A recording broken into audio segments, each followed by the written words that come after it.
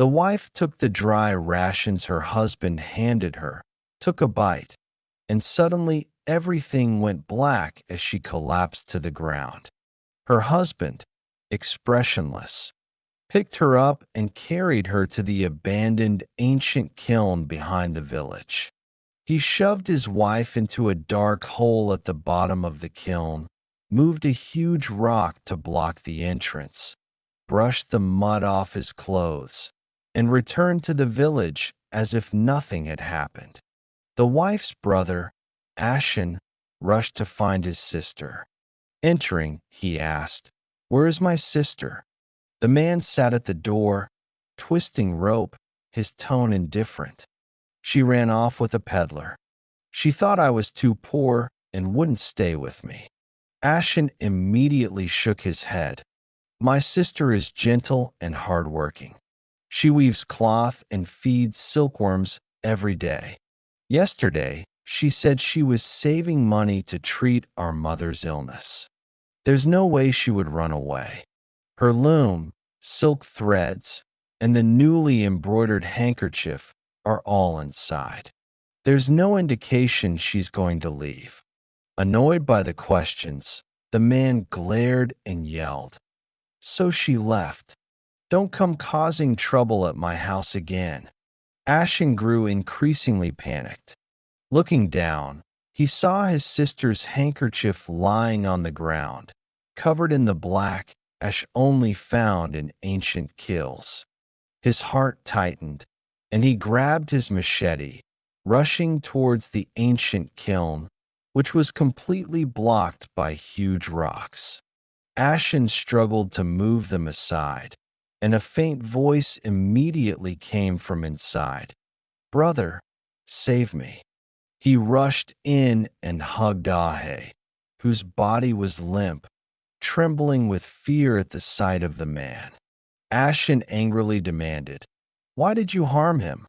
The man lay down on the ground, slapping his leg and shouting, "He forces me to give money to my family every day, trying to drain me dry.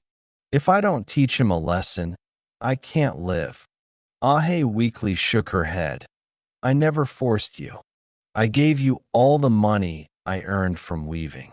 Ashen knew that his sister had never taken a penny more than her share after marrying him. He helped Ahe to leave. Suddenly, the man lunged at Ahe, grabbing her hair and slamming her head against the wall.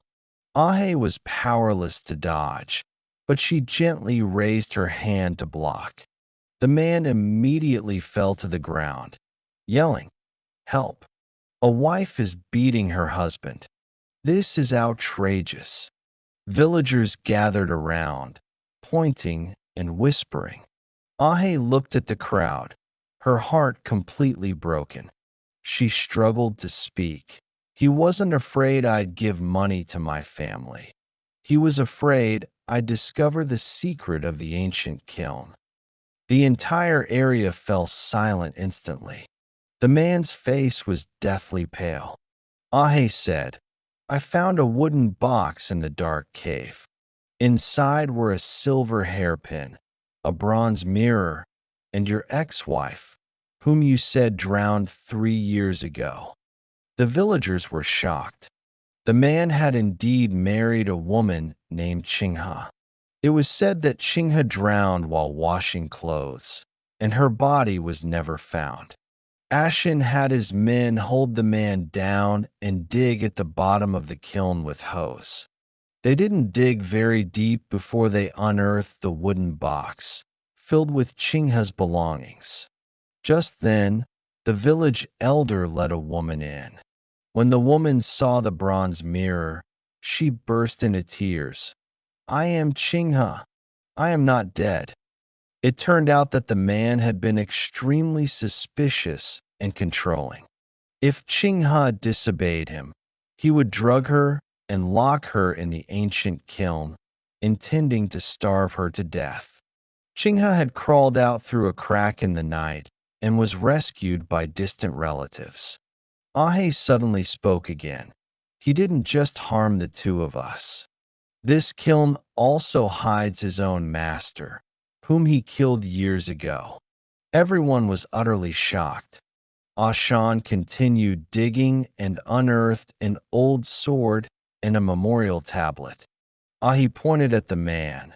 Back then, to steal Master's secret recipe for Jijin, you tricked someone into the ancient kiln and killed them, then told everyone you'd run away to travel, didn't you?